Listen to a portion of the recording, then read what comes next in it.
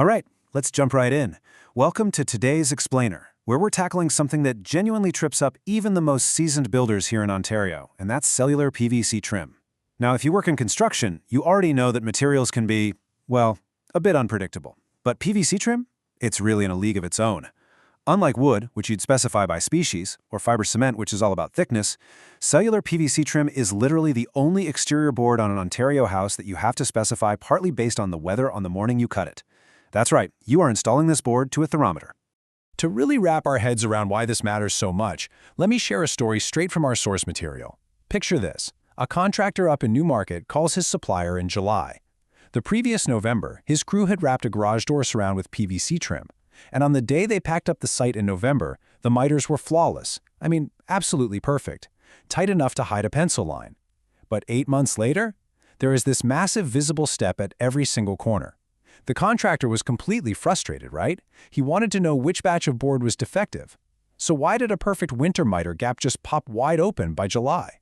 Well, spoiler alert, the board wasn't defective at all, not one bit of it. The PVC trim had actually done exactly what the manufacturer's own installation guide promised it would do. The whole mystery of that failed joint comes down to one simple yet completely fatal error. The installation rule was applied to the wrong temperature. The crew had worked perfectly to a gap rule, but it was a rule written for a totally different temperature than the chilly November morning they were actually standing in. So, let's take a quick step back and look at what we're actually dealing with here. Cellular PVC trim is basically a closed-cell foamed plastic. It has absolutely zero wood fiber in it, and because of that, it absorbs no water, it physically cannot rot, it won't split on its own, and it is definitely not going to be a snack for termites and insects. In a lot of ways, it's an incredible building material, but it does have one major Achilles heel that contractors absolutely have to master: dimensional movement. It expands and contracts with temperature swings way more than the wood it replaces.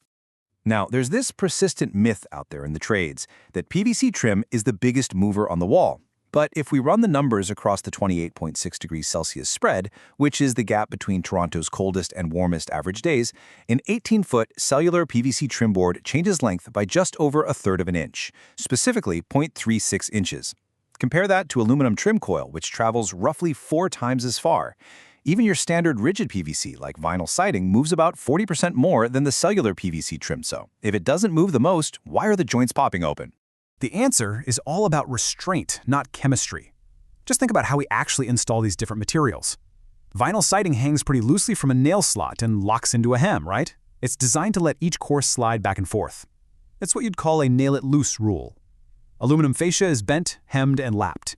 But a trim board is screwed perfectly flat to the sheathing every 16 inches on center.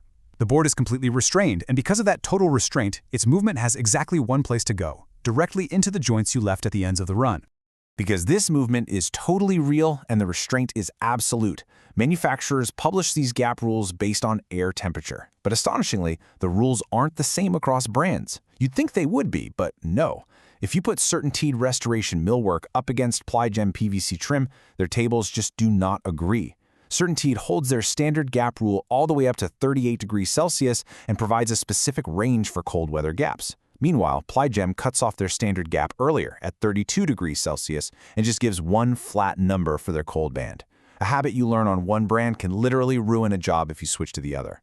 Honestly, this discrepancy is the single most common cause of opened mitres. But thankfully, there is one absolutely crucial magic number you've got to remember: 10 degrees Celsius or 50 degrees Fahrenheit. While the two major brands squabble over the warmer temperatures, they both agree on their lower break. They both put it at exactly 50 degrees Fahrenheit. This is your critical threshold. The very second that thermometer dips below 10 degrees Celsius, both brands shift their rules into their wide gap cold weather band. So what does this actually look like when we build it into Toronto's climate reality? Well, it's a bit of a reality check. 5 whole months of the year in Toronto, from November through March, sit below that 10-degree threshold even at the warmest hour of an average day. That means for 5 months of the year, you absolutely must use the wide gap rule. For 7 months, you can use the standard gap. And what about that install tight rule you might flip past in the manuals? On a normal Ontario day, literally 0 months reach the sustained temperature required to install the board completely tight.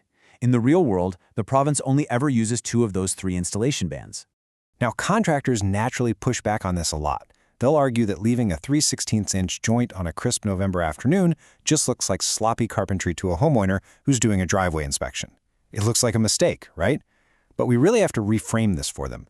That gap is actually the ultimate mark of a professional installation. It is the exact specific reason why that miter will still be perfectly shut when the July heat wave finally hits. And look, the expansion gap isn't the only thing that changes when the weather turns cold. When the temperature drops near freezing, specifically when it hits below 4.4 degrees Celsius, a few other procedural rules kick in to ensure structural integrity. First up, pre-drilling.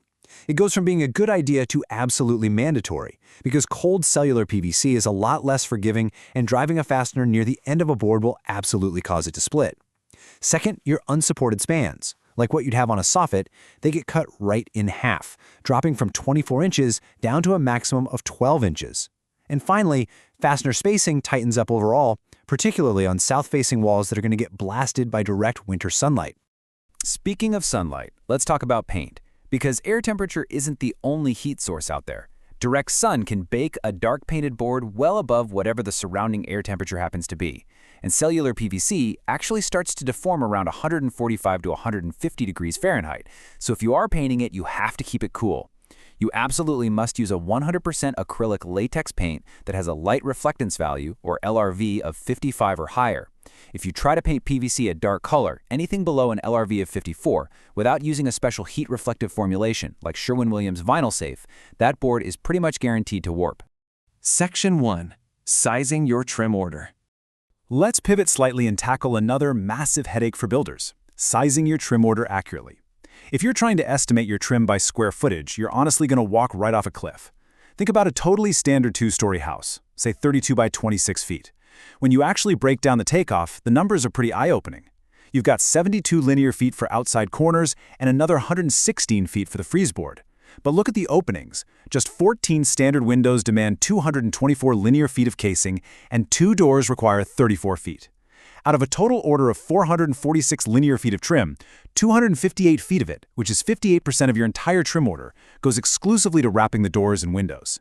The openings absolutely dominate the material list. And here's where it gets kind of crazy.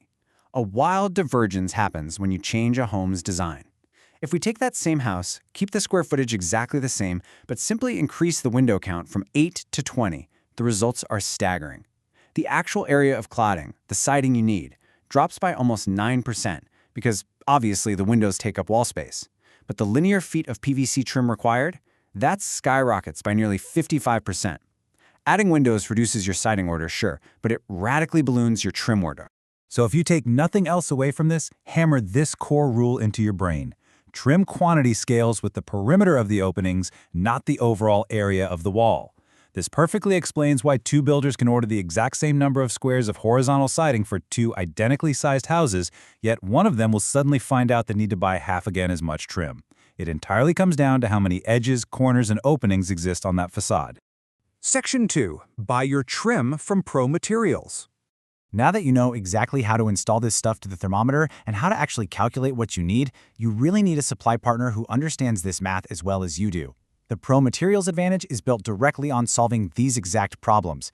First off, they quote your trim package based accurately on your opening and corner counts, not by just blindly guessing based on square footage. They stock the full lines of both CertainTeed and Ply Gem, which gives you access to the right board for the right gap rule on your specific job. And honestly, most importantly, they offer same-day, color-match delivery. Your trim, your soffit, your fascia, and your siding all arrive together, matching perfectly. This ensures your crew doesn't end up sitting around having to work the site twice, and they proudly serve the GTA, York Region, Simcoe County, and beyond. So what's the big takeaway to apply to your next job? Stop guessing your material lists. Let the experts do the math for you. You can literally send your exact perimeters, openings, and corner counts today by visiting promaterials.ca. They will price the exact trim package you need as a complete supply order. It's going to save you time, completely prevent the headache of over-ordering, and ultimately protect your bottom line. Wrapping things up, I want to leave you with one final thought to keep in your back pocket.